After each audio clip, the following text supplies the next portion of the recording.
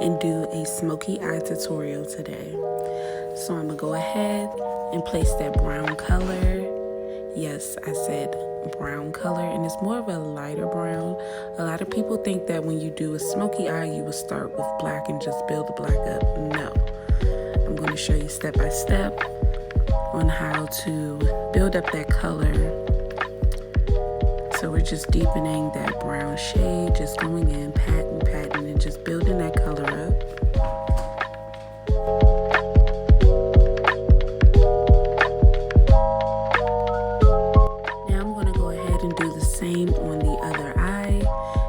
See, I'm starting with the brown, and then I'm just going to build, pat, and just build on top of that.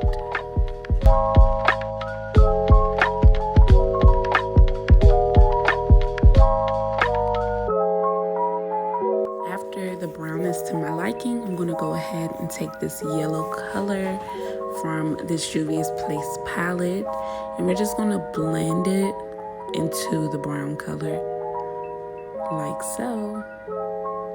And remember guys, the possibilities are endless. A lot of people use other colors, other transition colors before they build up their before they go in and build up their smoky eye. So you can do a red color, you can do whatever you feel like you want to put underneath that black, just to create a nice gradient effect. As you can see, I'm going back in with the brown just to replace some of the color that we might have lost blending out. And I'm going to go ahead and pack that brown, well, that black shade on the eye. Just packing it. You will need more than one layer of this black to build the color up. Patting it in one time won't do it. You have to do it a few times. Just to build that black color up and smoke it out just a little bit around the edges to your liking.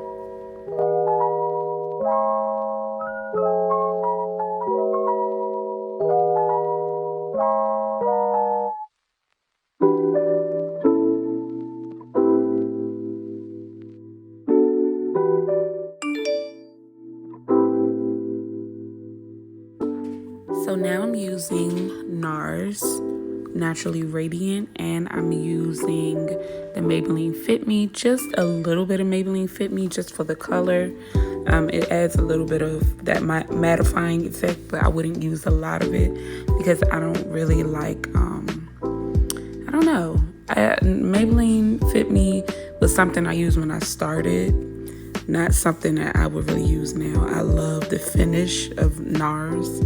So yeah, that's that. I used Tarte Shape Tape and LA Pro Concealer to conceal her face. Sometimes I mix, sometimes I don't. You know, it just depends on whatever I feel like. But both are really, really good. I love Tarte because it's definitely full coverage, so I'll use a little bit more of that. If I use LA Girl, I let it sit on the face just a little bit longer to get more of a full coverage effect, but it definitely gets the job done.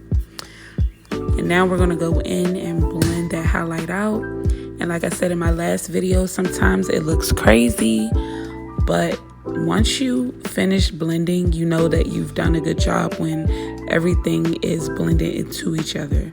There should be no start and no finish. As you can see, I started off with the brush, but I'm ending it off with a beauty blender. And that's just so that I get a more seamless blend. So now I'm blending out her contour colors that I've placed down. As you can see, it's not overpowering.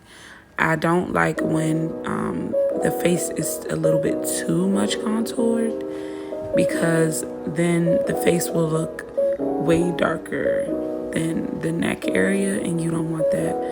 And trust me, I love a nice snatch face, but you don't have to do a little bit too much when it comes to contour, because you are still going to go on top of that with powder as well.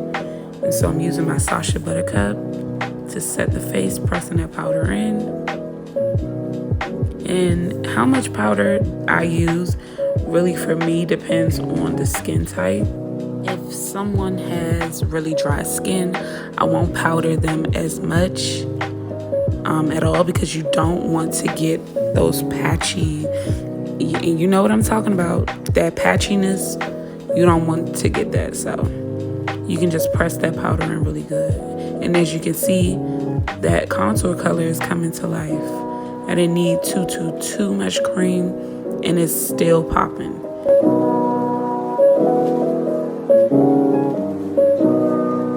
Sometimes you feel like after you highlight and you contour, the face just looks so bland, and that's why I love blush. So we're going in with blush, and I'm just contouring her nose as well.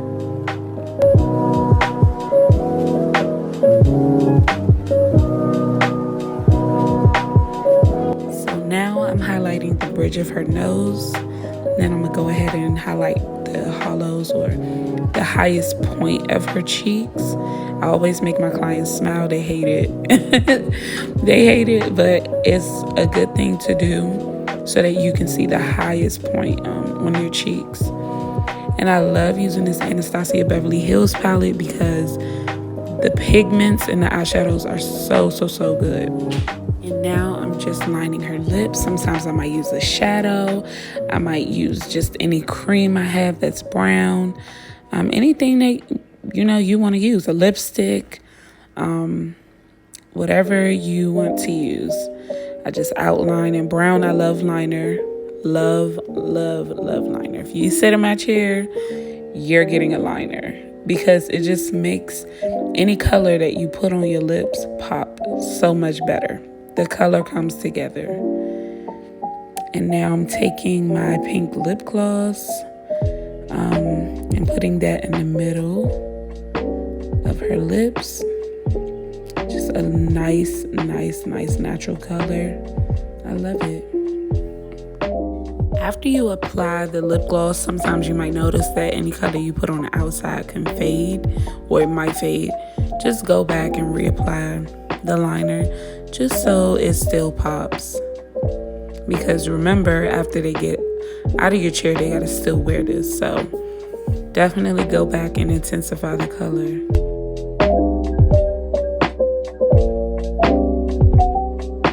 Now I'm using dual lash glue to apply her lashes. And these are my lashes. They are Lash Majesty. Yeah, Lash Majesty. And a tip for eyelashes or applying eyelashes, put the glue on the eye first. I don't apply it to the strip. I directly put it on the eye, stick the lash on after. I promise you it works every single time. Every time. Works like a charm.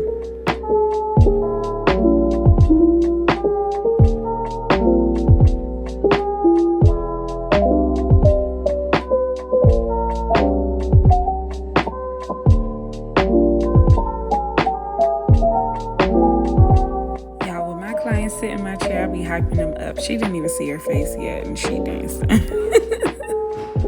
I'm gonna spray their face with Morphe setting spray. Swear by it.